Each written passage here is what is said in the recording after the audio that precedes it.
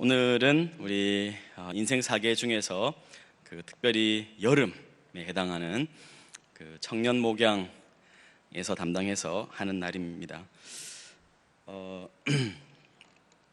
제가 이제 올해로 우리 내일교회 이제 4년째 이렇게 사역을 하고 있는데 3년 동안은 우리 교구 사역을 했었습니다. 그러다가 이제 올해 제가 청년부를 맡게 되었는데 그렇게 되면서 이렇게 여러분과 함께 이런 시간을 또 가질 수 있게 된 것이 참 감사하다고 생각이 됩니다. 잠깐 제가 지나온 사역을 이렇게 좀 돌아봤습니다. 제 나이로 보면 뭐 여러분 그렇게 안 보이시겠지만 제가 올해 나이가 이제 40이 됐는데 그렇게 안 보이는 걸로 해주십시오. 자, 그 다음에 제가 사역 처음 시작은 이제 26살부터 시작을 했습니다. 26살부터 29살까지 4년 동안 부산에 있었습니다. 그때는 제가 유치부와 초등부 사역을 했었어요. 그렇게 했었고, 그 다음에 30살부터 이제 32살까지 3년간 분당에서 청년 사역을 했습니다. 그때는 27세 이상 33세까지 있는 청년부를 3년 동안 사역을 했었고요. 제가 30살에 처음 갔으니까 제가 처음 갔더니 이제 리더들이 다 누나들이더라고요. 그래서 10명의 리더가 있었는데 10명 중에 8명이 2살 많은 그런 누나들이었고, 1살 적은 친구 하나 있었고 저랑 같은 친구 하나 있었고, 이렇게 해서 참 재밌었다 생각이 돼요. 그렇게 청년 사역을 했었고, 그리고 33살, 34살 2년 동안은 경기도 이천에 갔었습니다. 임금님 쌀 유명한 곳 있잖아요. 경기도 이천. 이천 쌀 드셔보셨죠? 거기 경기도 이천에서 2년 동안 사역을 했었습니다. 거기서는 이제 한 100여 명 되는 청년부를 제가 전담해서 청년부를 맡아서 사역을 했었고요. 거기는 20세 이상 이제 미혼 청년들이었는데 한 30대 초반까지 이렇게 거의 있었던 것으로 기억이 돼요. 그리고 그 이후에 이제 35살, 36살 2년을 서울에서 청년부 사역을 했었습니다.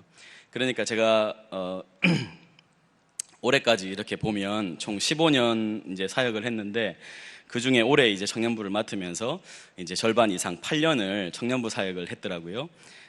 다시 이제 대구에 오면서 37살부터 지금 40살까지 4년 동안 이렇게 대구에 있습니다. 오늘 이렇게 앞에 앉아서 찬양을 하는데 조금 외람된 말씀인지는 모르겠지만은 그냥 너무 감사했습니다. 우리 교회가 너무 감사하고, 이렇게 참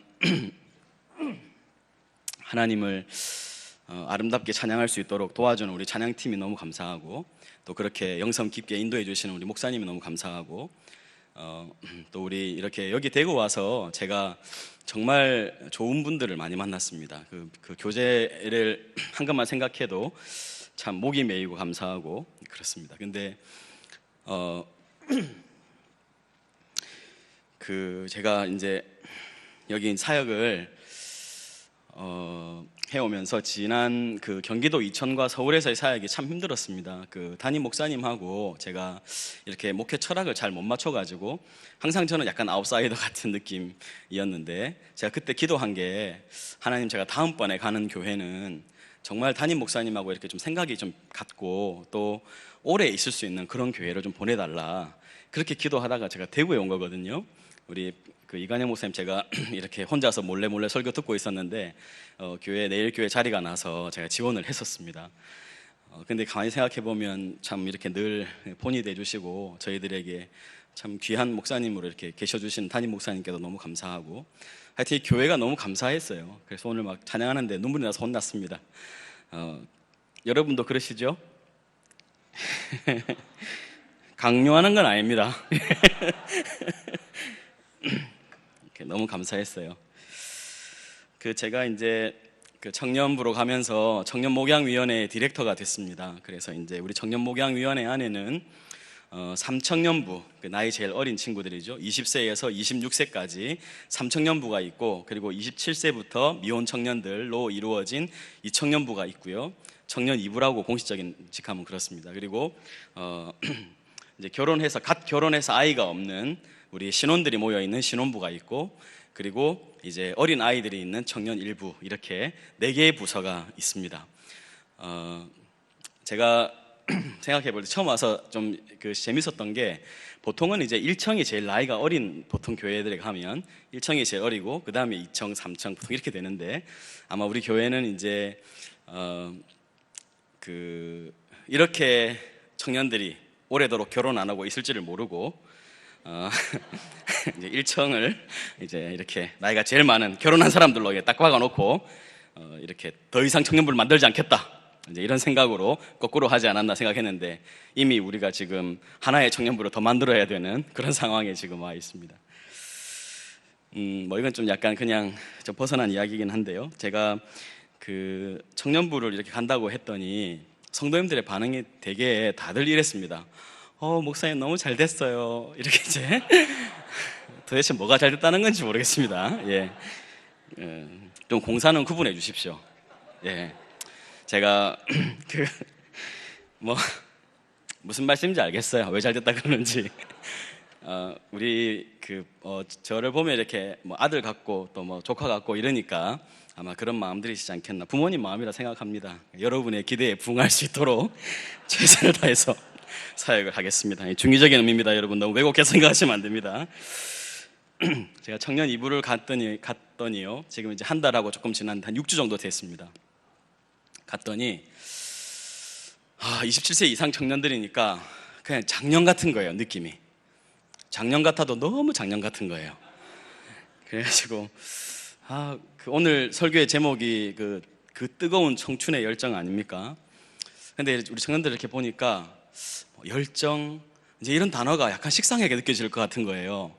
그잖아요. 이제 20대 초반 이러면 열정 이렇게 하는데, 이제 28세, 9세, 30대 초반 이러면 이제 그 삶의 현장에서 치열하게 살면서 자기의 인생을 이제 책임져야 되는 그런 어떤 삶의 역경을 겪는 우리 청년들이 이제 열정, 비전 이런 말들이 이제는 좀 약간 지치고 식상하고 좀 그러지 않은가, 그런 생각도 들고, 제가 이제 가면서 예배를 드리면서 우리 좀 청년들인데 예배가 좀 반짝반짝했으면 좋겠는데 너무 작년 같은 거예요. 그래가지고 이걸 어떻게 하면 좋을까, 하나님 기도를 참 많이 했습니다. 하나님, 우리 예배가 정말 하나님의 임재 속에서 하나님의 영광이 빛나는 정말 이렇게 반짝반짝한 그런 예배가 되면 좋겠는데 하나님 어떻게 하면 좋을까요? 이렇게 이제 하면서 계속 인도를 좀 이렇게 예배를 하고 있습니다.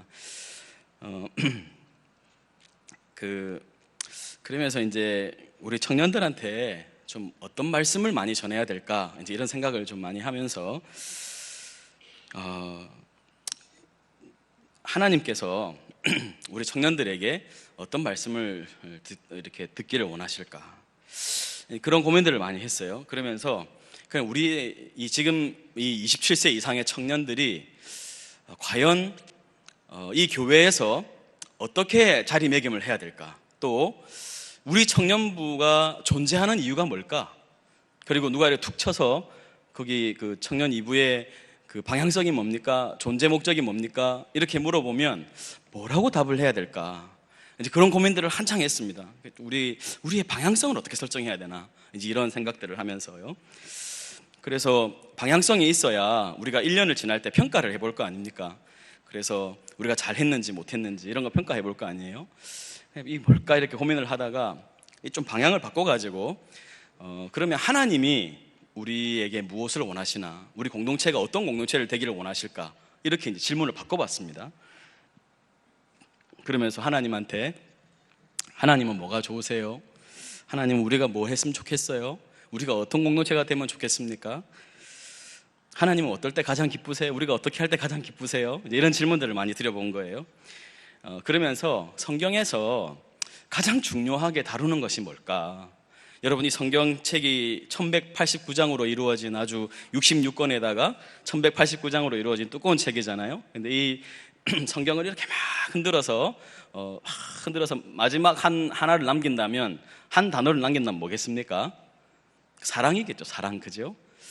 우리가 성경에서 뭐가 제일 중요한 말씀이냐, 이렇게 한 구절만 뽑아봐라, 만약에 그렇게 말한다면 아마 믿지 않는 사람들한테는 우리가 뭐 요한복음 3장 16절 이런 거 있잖아요. 하나님이 세상을 이처럼 사랑하사 독생자를 주셨으니 이는 그를 믿는 자마다 멸망하지 않고 영생을 주려 하셨다. 이게 하나님의 마음이다. 이게 성경에서 제일 중요한 말씀이다. 이렇게 말할 수도 있을 것 같아요. 그리고 사도행전에 보면 뭐 16장에 주 예수를 믿으라 그리하면 너와 내 집이 구원을 얻으리라. 이건 안 믿는 사람들한테 이거 할 수 있을 것 같은데, 이제 하나님 아는 사람들 말이에요. 이제 하나님을 믿겠다고 한 사람들한테는 뭐가 제일 중요할까? 그러다가 예수님한테 이 질문을 한 사람이 있더라고요. 그게 바로 오늘 우리가 읽은 본문이었습니다. 여러분, 여기 오늘 질문을 한 사람이 서기관 중에 한 사람이라고 나오는데, 이 사람이 예수님한테 뭐라고 물었지요? 모든 계명 중에 첫째가 뭡니까? 이렇게 물었어요. 제일 중요한 게 뭐냐고 물은 거죠. 그 예수님 뭐라 그러셨습니까? 첫째는 이것이니 이스라엘아 들으라. 신명기 말씀을 이렇게 인용하시면서 주 곧 우리 하나님은 유일한 주시라. 네 마음을 다하고 목숨을 다하고 뜻을 다하고 힘을 다하여 주 너의 하나님을 사랑하라 하셨고, 둘째는 이것이니 내 이웃을 내 자신과 같이 사랑하라 하신 것이라. 이보다 더 큰 계명이 없느니라. 또 다른 본문에 보니까 이것이 율법과 선지자의 요약이다. 이렇게 주님 말씀하셨어요. 그러니까 여러분, 성경이 이렇게 내용이 방대해도 요약을 해보면 간단한 거예요. 뭐예요? 위로는 하나님을 사랑하고, 그리고 옆으로는 우리의 이웃을 사랑하는 것. 그것이 성경이 제일 중요한 것이다. 이렇게 말하는 거예요. 그러면 별로 고민할 게 없이 우리의 방향성은 어떻게 하면 우리가 하나님을 더 사랑하고, 어떻게 하면 우리가 우리 사람들을, 이웃을 더 사랑하는 사람들이 될 것인가? 이게 우리의 방향성이어야 되지 않겠나? 이렇게 결론을 내린 겁니다. 그래서 우리 청년들하고 계속 이 사랑 이야기를 하고 있어요. 어제보다 오늘 내가 하나님을 더 사랑하고 있는가? 내가 어제보다 오늘 다른 사람들을 더 사랑하고자 하는 마음들이 커가고 있는가? 이걸 점검해 보자는 거예요. 1년이 지났을 때 내 마음속에 정말 하나님을 그 1년 전보다 더 깊이, 우리의 표처럼 예수님을 더 깊이 사랑하고 있는가? 그리고 예수님을 따르다가 정말 내 이웃을 더 깊이, 내 사랑의 크기가 더 커져가고 있는가? 이게 우리의 분명한 점검이 되어야 되겠다, 이렇게 생각을 했던 겁니다. 묻고 싶습니다. 여러분 어떠세요? 여러분은 점점 하나님을 사랑하는 마음이 커져가고 계십니까? 어떠세요? 정직하게 여러분 자신에게 한번 질문해 보세요. 근데 여기는 그럴 가능성이 많은 분들이실 것 같아요. 이 금요일 저녁에, 그렇지 않습니까? 이 귀한 시간에 쉬고 싶고 또 눕고 싶고 이럴 수 있는데, 하나님의 그 말씀을 듣고 또 기도하고 싶어서 나온 여러분이니까 아마 여러분 중에는 그렇게 어제보다 오늘 더 깊이 하나님을 사랑하고자 하는 열정이 높아진 분들이 많으실 것 같다는 생각이 들어요. 여러분 자신에게 한번 정직하게 한번 직면해서 질문 한번 해보십시오. 그리고 또 동시에 여러분 마음속에요, 자꾸 사람이 더 미워지고 더 사람을 더 사랑하는 것이 힘들어지는 것이 아니고, 어제보다 오늘 여러분 안에 그 사람을 사랑하는 마음이, 분량이 더 커지고, 이상하게 내가 사랑할 수 없는 사람인데 저 사람 자꾸 이해하게 되고 자꾸 용서하게 되고, 그렇게 사랑의 마음이 점점 커져가고 있는지 한번 여러분 자신을 점검해 보셨으면 좋겠어요. 여러분 여전히 이 두 가지 일에 열정이 있으십니까? 우리가 그 뜨거운 우리의 열정을 어디에 쏟아야 되겠습니까? 바로 이 두 가지 아니겠어요? 오늘 설교의 목적은 세 가지인데요. 첫 번째는 뭔가 하면, 이 두 가지 분명한 선명한 목적을 잘 모르셨던 분들에게 이것이 우리의 삶의 분명한 목적이 되어야 합니다. 이것이 우리의 가장 중요한 삶의 지표입니다. 하는 것을 알게 하는 것이 첫 번째 목적이고요. 두 번째는 그거 알고 있지만 약간 방향성을 잃고 조금 흐트러졌던 분들에게 다시 표대를 세워드림으로써 그 사랑의 열정을 회복하게 하는 것, 그것이 두 번째 목적이에요. 표대를 세워드리는 거예요. 그리고 제가 앞서갔는데 세 번째는 그 잃었던 사랑의 열정을 어떻게 우리가 회복할 수 있을 것인가 하는 것이 오늘 설교의 세 가지 목적이에요. 이해되시죠? 첫 번째는 아는 것, 이게 가장 중요하다는 걸 아는 것. 두 번째는 다시 우리의 마음을 거기로 향하도록 하는 것. 세 번째는 우리의 열정을 다시 회복하는 것. 이게 오늘 설교의 목적입니다. 여러분 분명히 한번 알고 갑시다. 왜 이게 가장 중요한 건지. 여러분 구약의 말씀을 읽어보면, 여러분 구약 말씀을 요약하면 어떻게 요약할 수 있겠어요? 제가 보기에는 특별히 구약의 전체의 내용 중에 핵심은 하나님을 경외하는 것, 우리가 어떻게 하면 하나님을 더 깊이 경외할 수 있는가? 하나님을 더 사랑하고 더 깊이 경외할 수 있는가? 이게 성경에 계속 도도하게 흐르는 가장 중요한 핵심적인 말씀이잖아요.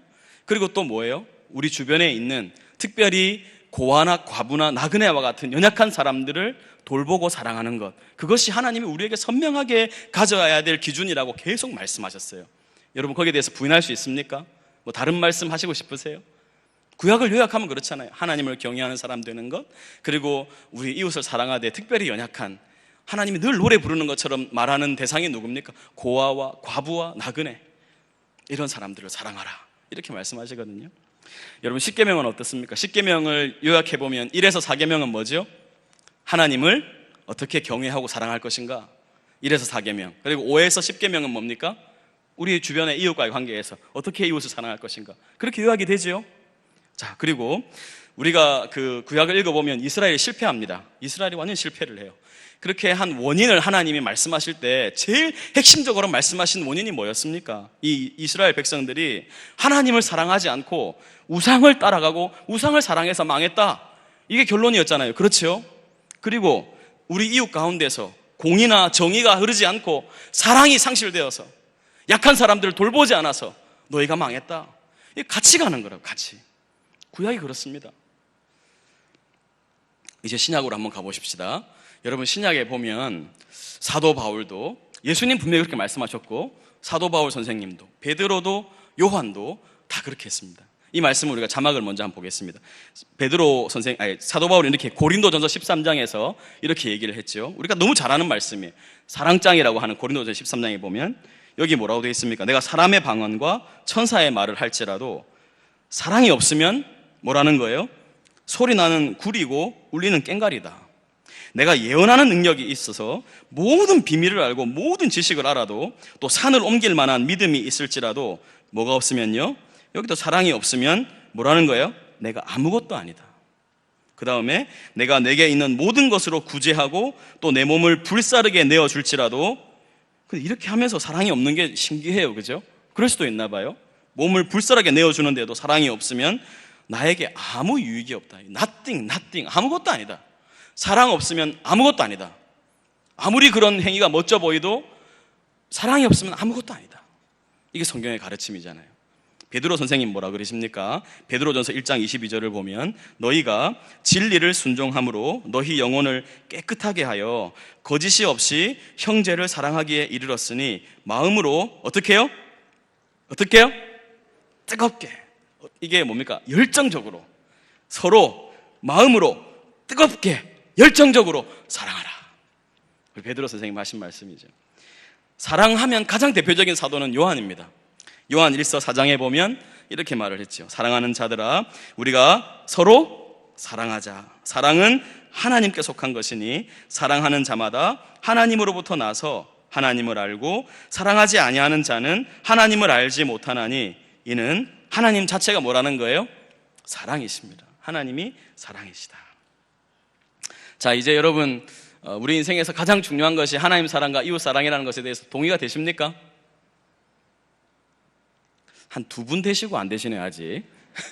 어떠세요 여러분? 정말 이게 우리 분명한 우리 삶의 방향성이어야 하고 목적이어야 하고 표대가 되어야 된다고 동의가 되십니까? 여러분 우리가 이게 우리의 점검점이 돼야 돼요. 정말 내가 지금 그런 사람이 되고 있는가? 혹시 이제 이걸 알고 있지만 좀 방향성을 잃었던 분들에게 다시 표대를 좀 세워드리고 싶어요. 제가 재밌는 생각을 해봤는데 이 하나님 사랑, 이웃 사랑에서 발생할 수 있는 4가지 가능성이 있어요. 어떤 게 있는가 하면 여러분 제일 이상적인 건 뭐예요? 하나님을 사랑하고 이웃을 사랑하는 거죠. 이런 사람을 온전한 그리스도인이다 이렇게 말할 수 있어요. 근데 우리가 좀 흔히 경험하는 것 중에 있는 거지만 하나님을 사랑해요. 근데 내 옆에 있는 사람들, 이웃은 안 사랑해요. 여러분 이거 어떻게 해요? 이 사람들? 이게 좀 약간 문제입니다. 이거. 세 번째는 어떤 사람이 있겠어요? 하나님도 안 사랑하면서 아니요. 하나님은 안 사랑하는데 이웃은 사랑하는 사람들이 있을 수 있어요. 그죠? 우리 주변에 하나님 모르지만 정말 사람을 사랑하며 사는 사람들, 봉사정신이 뛰어난 사람들, 이런 사람들이 있잖아요. 그죠? 이 사람 근데 불신자죠. 그죠? 아주 훌륭한 휴머니스트일 거예요. 하나님은 사랑하지 않지만 이웃은 사랑하는 사람. 뭐 스님 중에도 그런 분이 있을 수 있고 여러분 있을 수 있어요. 그 다음에 네 번째는 마지막은 뭐죠? 하나님도 안 사랑하고 이웃도 안 사랑하고. 이거 일반인이에요. 일반적인 사람들이 다 그렇게 살아요. 여러분이 세상 살면서 너무 사람들이 사랑이 없다고 놀랄 필요 있어요? 없어요? 없어요. 원래 그런 거예요. 내 주위에 있는 사람들이 나를 이해하지 못하고 막 배려심이 없고 뭐 이해심이 없고 그런 기대하면 안 돼요. 원래 그런 거예요. 세상이 원래 그렇습니다. 하나님 안 사랑하면 원래 사람도 안 사랑하게 돼 있어요. 이상한 별정들이 좀 있어가지고 몇몇 있긴 하지만 거의 없습니다. 그러니까 우리한테 문제는 뭔가 하면 2번이었죠. 아까 하나님을 사랑하는데 이웃을 좀 별로 안 사랑하는 사람들, 이게 지금 우리의 문제입니다. 자, 2번을 좀 확대해보면 이런 사람이 있겠어요. 하나님은 사랑하는데 옆에 있는 사람은 전혀 안 사랑해요. 다른 말로 하면 내 주변에 있는 사람들은 나를 보고 저 사람은 정말 사랑이 없는 매정한 사람이다 이렇게 평가하는 거예요. 그런 사람 어떻게 해요?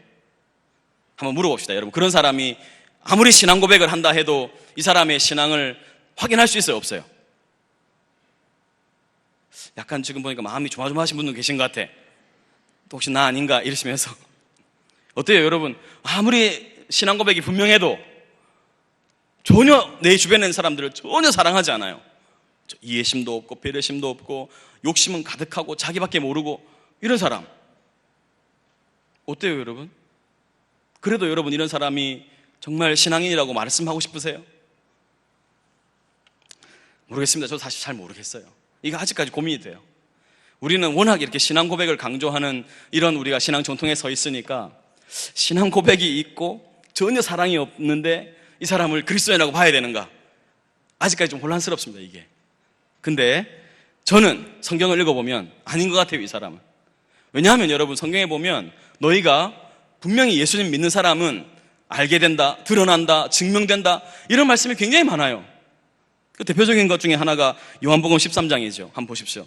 새 계명을 너희에게 주노니 서로 사랑하라. 내가 너희를 사랑한 것 같이 너희도 서로 사랑하라. 너희가 서로 사랑하면 이로써 어떻게 되는 거예요? 모든 사람이 너희가 내 제자인 줄 알게 될 거야. 드러난다는 거예요. 사랑하면 알게 된다는 거예요. 사랑 안 하면 제자가 아니라는 겁니다. 예수님 믿는 사람이 아니라는 거예요. 예수님을 따르는 사람이 아니라는 거예요.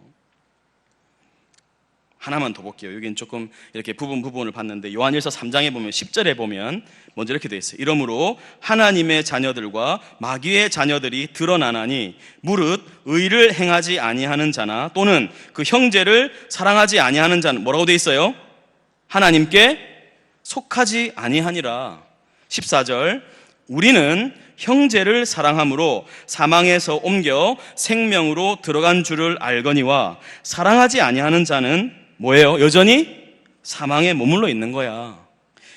자녀들아, 우리가 말과 혀로만 사랑하지 말고 어떻게 해요? 행함과 진실함으로 하자. 이로써 우리가 진리에 속한 줄을 알고 또 우리 마음을 주 앞에서 굳세게 하게 될 거다. 좀 분명하신 것 같으세요? 아니라고 말씀하시고 싶으십니까? 저는 한국교회의 문제점 중에 하나는 좀 이런 것 같아요. 이런 말씀들이 분명한데도 전혀 내 삶에 어떤 사랑의 증거가 나타나지 않아도 내가 예배에 참여하고 내가 교회에 나오고 있고 교회에 출석하고 있으면 그리스도인이라고 착각하는 사람이 너무 많은 것 같아요. 그거 아닙니다. 그럴 수가 없어요. 왜냐하면 예수님 사랑이 이렇게 들어오면 변화가 안 될 수가 없어요. 느릴 수는 있지만 차이가 날 수는 있지만 자기 안에 분명히 이 사랑에 대한 열정이 일어나야 합니다. 다른 사람을 이해하고자 하는 마음이 일어나야 돼요. 다른 사람을 품고 용서하려고 하고 용납하려고 하고 이해하려고 하고 이런 마음이 일어나야지 독해가지고 아주 짓누르고 짓밟고 막 꽉 누르고 이거 안 된다는 거예요. 이런 사람은 그리스도인일 수 없다는 거예요.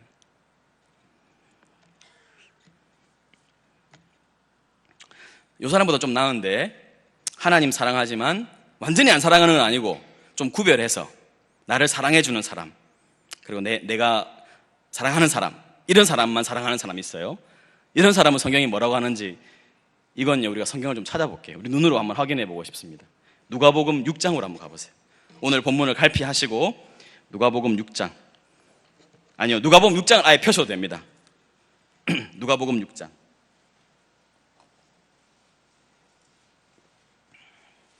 마태, 마가, 누가 다음에 있죠. 예.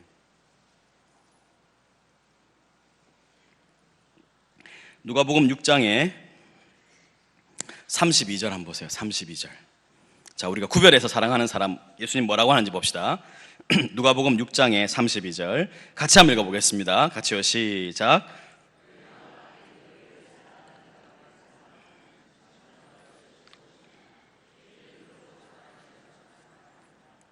예수님 뭐라 그러세요? 그거 맞다 틀리다? 아니라는 거예요. 사랑하는 사람은 그 안 믿는 사람들도 하는 거야. 그 예수 믿는 사람은 그런 게 아니야. 이렇게 말을 합니다.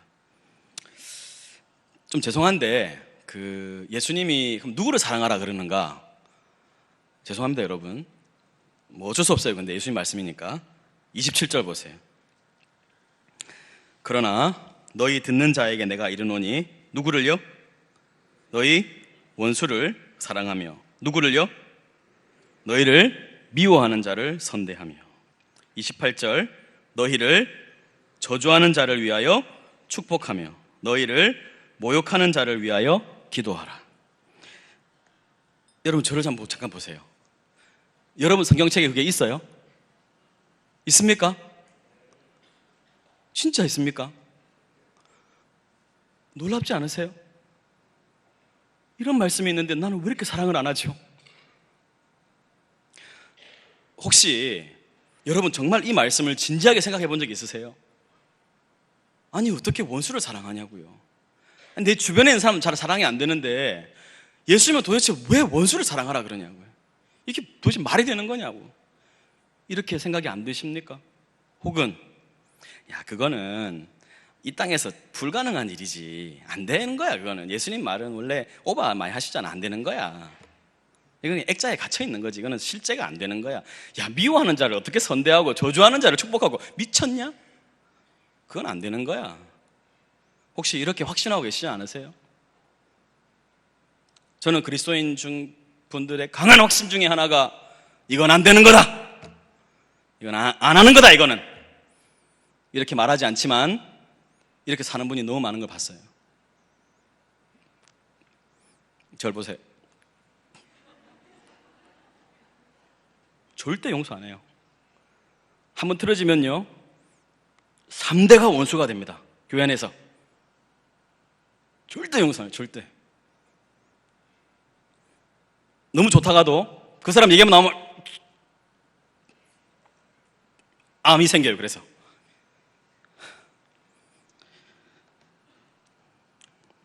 근데 여러분 미워하는 감정은 자연스러운 거예요. 우리 죄인이니까. 근데 그걸 어떻게 다루느냐가 문제거든요. 그리스도인의 방식이 달라요. 그렇게 똑같이 가만히 두지 않아요. 왜냐하면 우리 안에 성령님이 그걸 가만히 두지 않게 하셔요. 그건 분명한 것 같아요. 제가 경험한 바에 의하면 그래요. 여러분도 분명히 경험하셨을 거예요. 근데 여러분이 거절하셨을지 모르겠지만 분명히 경험하셨을 거예요. 여러분 그래서 우리의 삶의 원칙은 매우 간단해요. 아주 심플합니다.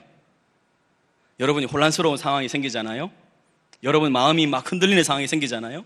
그때 이거 하나만 딱 물어보면 돼요. 내가 지금 내 마음이 흔들리는 게 더 사랑하고 싶어서 그런 것인가? 아니면 내 자신의 욕심을 채우고 싶어서 그런 건가? 아니면 내 자존심 때문인가? 그것만 생각해 보면 돼요. 그것만 생각해 보고 내가 더 사랑하려는 결정이 무엇인가만 딱 결정하면 모든 문제는 끝납니다. 아주 심플해요. 너무 간단해요. 근데 이게 안 되니까 너무 복잡해지는 거예요.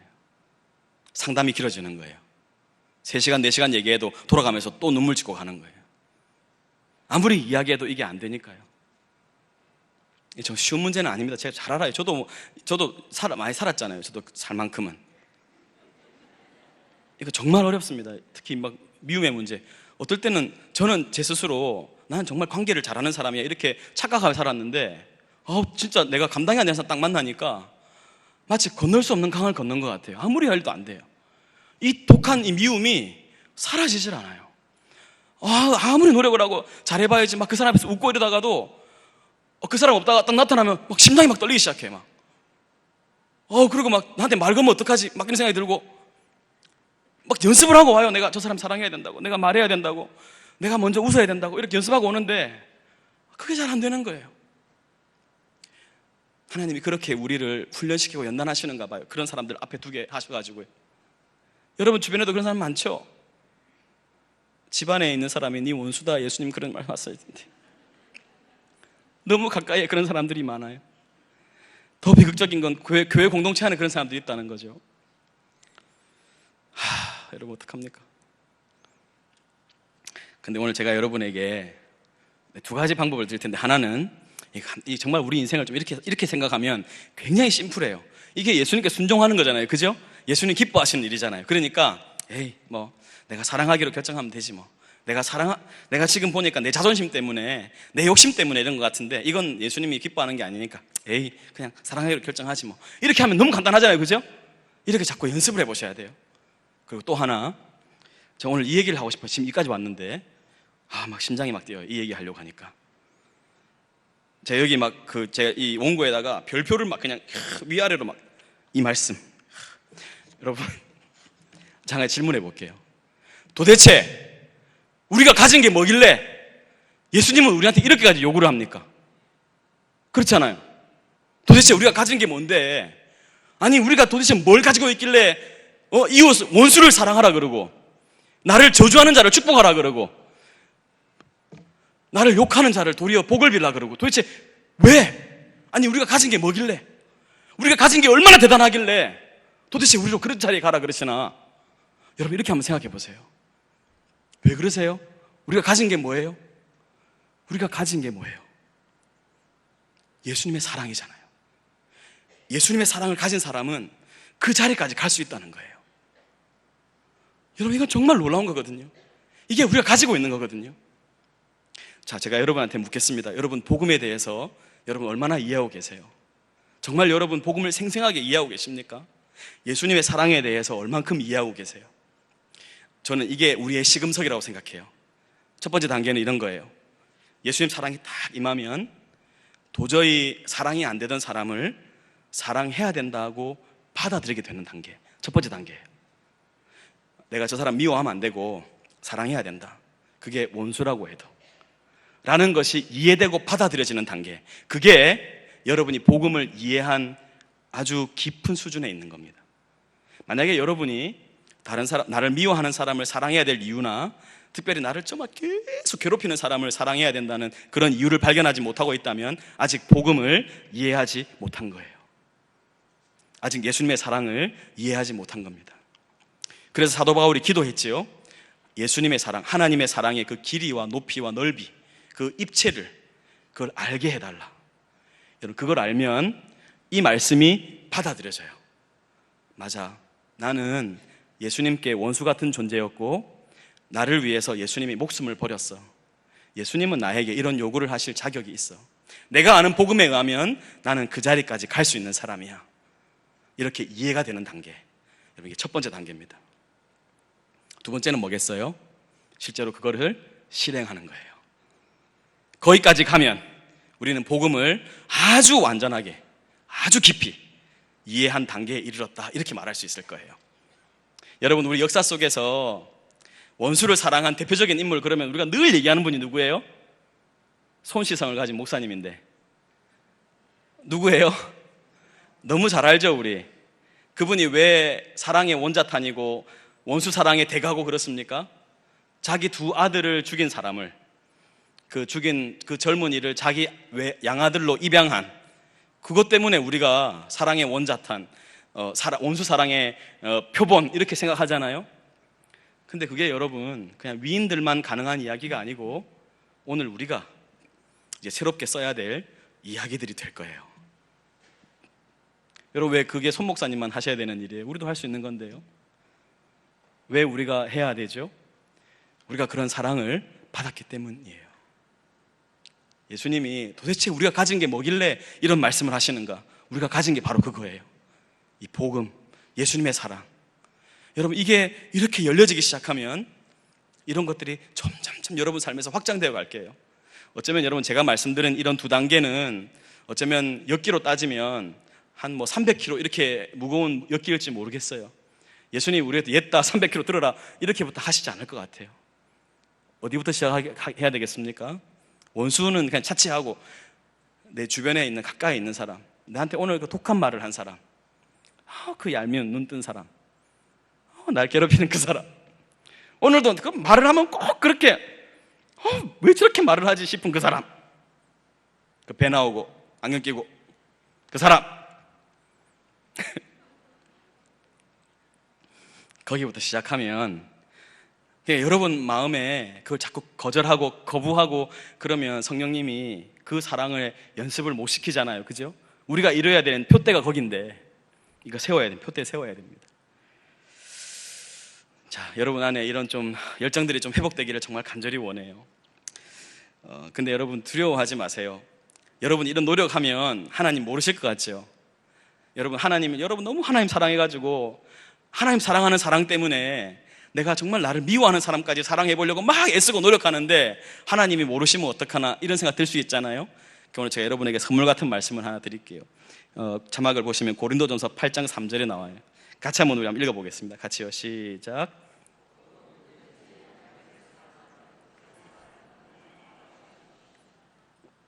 뭐라 그러세요? 하나님 사랑하고 애쓰는 사람 있잖아요. 그 사람은 누구도 하나님도 알아주신다. 여러분 괜찮습니다. 하나님 사랑하는 데는 실패가 없어요. 하나님이 알아주세요. 힘들지? 네가 애쓰는 거 내가 다 안다. 쉽지 않은 일이야. 내 사랑 안에 머물거라. 그리고 한번 시도해보자. 시작해보자. 같이 해보자.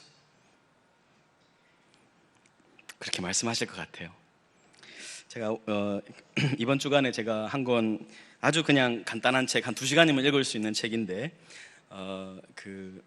여러분 칭찬은 고래도 춤추게 한다 이런 제목 들어보셨죠?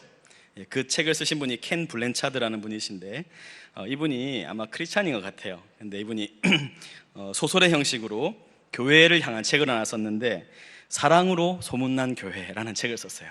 사랑으로 소문난 교회. 이 이야기의 시작은요, 어떤 교회에 문제가 많은 교회에 어떤 한 목사님이 이제 수습하기 위해서 2년을 약속하고 들어가셨는데 6년을 사역하시게 된 거예요. 그래서 정말 이제 자기는 할 역할을 다 했다 생각하고 이제 떠나려고 하시는데 목사님 그 집무실로 편지가 한 장 배달이 됩니다. 근데 그 편지의 내용을 보니까 당신의 가장 친한 벗으로부터라고 이름이 되어 있는 사람이 쓴 편지에 당신이 목회하는 교회에 사랑이 상실되었다 이런 글이 되어 있는 거예요. 성령님 안에서 이 사랑을 회복해 하셔야 됩니다 라는 그런 편지가 온 겁니다. 여러분 담임 목사가 당신 교회에 사랑이 없다 이런 편지를 받았을 때 충격은 이런 말로 다 할 수 없겠죠. 목사님이 너무 기분이 나쁘고 해서 막 이러면서 그 편지를 팍 집어서 쓰레기통에 던졌습니다. 근데 갑자기 전화가 한 통이 와요. 전화가 왔는데 자기가 잘 알고 아끼는 성도가 교회를 옮기려고 한다는 거예요. 왜 그러냐 물어보니까 그 교회에 사랑이 없어서 제가 교회를 옮기려고 합니다. 그렇게 얘기를 하는 거예요. 이 목사님이 너무 충격을 받았습니다. 이제 그만둬야겠다 생각했는데 이 문제를 어떻게 해야 되나? 나 정말 목회를 정말 엉망으로 했구나. 자기는 정말 이 교회를 위해서 최선을 다했다고 했는데 결과가 이러니까 이걸 어떻게 해야 되나 생각을 하다가 자기가 평소 친구이면서 멘토라고 생각했던 사람에게 고민을 상담을 하다가 이 팀 목사님이 그 목사님에게 찾아가 상담을 했는데 그 친구 목사님 뭐라고 그러시냐면 당신이 아마 이 문제를 풀어가면 쉽지 않을 테지만 이 봉투 4개를 줄 테니까 여기에 하나하나를 열어보면 사람 이름이 있을 텐데 그 사람들을 찾아가서 상담을 해봐라 이렇게 얘기를 해요. 근데 그 이름 중에 한 분이 당시 그 교회 여전도회 회장이었던 클레어 권사님이 이름이 첫 번째 이름이 나왔습니다. 그래 이제 그 이름을 이제 보고 이렇게 권사님 어디 계신가 봤더니 병원에 입원해 계신 거예요. 아프셔가지고 병원을 찾아간 겁니다. 근데 여러분 어때요? 담임 목사가 여전도회 회장 권사님한테 상담을 해야 되는 상황이거든요. 우리 교회가 사랑이 없는데 어떻게 해야 되냐고. 얼마나 이게 사실 참 이렇게 면이 팔리는 일입니까? 근데 그래도 뭐 이거 지금 문제를 해결을 해야 되니까 권사님한테 가서 병원을 찾아갔습니다. 권사님, 우리 교회에 이런 편지와 전화를 제가 받았는데 제 행크 목사님, 내 친구 목사님이 권사님을 찾아가서 이야기를 하면 아마 해결이 된다고 해서 제가 찾아왔다. 그렇게 하니까 권사님이 목사님 너무 잘 오셨다고 그러면서 이렇게 말했어요. 목사님, 그러면 우리 교회의 사랑이 회복되어야 할 이유에 대해서 그 이유가 무엇인지 뭐뭐뭐 때문이다 라는 형식으로 생각나는 대로 다 써보십시오. 이렇게 얘기를 하고, 제가 지금 좀 몸이 아파서 잠깐 쉴 테니까 다 쓰시면 깨우십시오. 이렇게 하고 주무신 거예요. 그래 이제 목사님이 그걸 쓰려고 이렇게 뭐뭐 때문이다 뭐뭐 때문이다 하고 보니까 결국은 다 자기 때문인 거예요. 자기의 명예 때문인 거예요. 교회를 위한 게 아니고. 그렇게 쓰다가 이제 다 쓴 다음에 너무 자신이 부끄럽고 이걸 얘기를 해야 되잖아요. 권사님을 깨우면서 이렇게 얘기를 합니다. 권사님이 여기 적힌 내용을 들으시면 저를 어떻게 생각하실까 걱정스럽습니다. 이렇게 얘기를 하니까 권사님이 이렇게 말합니다. 제가 드리고 싶은 말씀이 바로 이 말씀인데, 권사님이 이렇게 얘기해요. 목사님, 안심하세요. 이 병실은 비난과 정죄로부터 완전히 자유로운 구역이에요. 이 병실은 비난과 정죄로부터 완전히 자유로운 구역이에요. 여러분, 교회가 바로 이런 것이 돼야 되지 않겠습니까? 정말 우리가 꿈꾸는 공동체, 우리가 정말 이루기를 원하는 공동체는 바로 이런 것이 되어야 되지 않겠어요?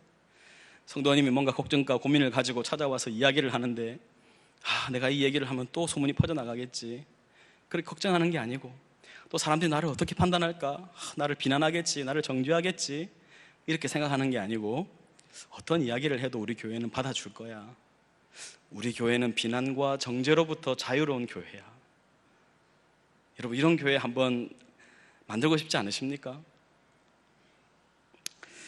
누가복음 6장 펴 놓으셨죠? 36절 한번 보세요. 36절. 너희 아버지의 자비로우심 같이 너희도 자비로운 자가 되라. 비판하지 말라. 그리하면 너희가 비판을 받지 않을 것이요, 정죄하지 말라. 그리하면 너희가 정죄를 받지 않을 것이요, 용서하라. 그리하면 너희가 용서를 받을 것이요, 주라. 그리하면 너희에게 줄 것이니 곧 후이되어 누르고 흔들어 넘치도록 하여 너희에게 안겨주리라. 너희가 헤아리는 그 헤아림으로 너희도 헤아림을 도로 받을 것이니라. 비판하지 말라. 정죄하지 말라. 용서하라. 주라. 사랑하는 성도 여러분, 이런 자리에 이르기 위해서 우리가 더 깊이 머물러야 할 것은 바로 하나님의 사랑입니다. 하나님의 사랑을 기억할 때만 이런 자리에 갈 수 있다는 것을 꼭 잊지 마십시오. 오늘 우리는 그것을 기도해야 할 것입니다.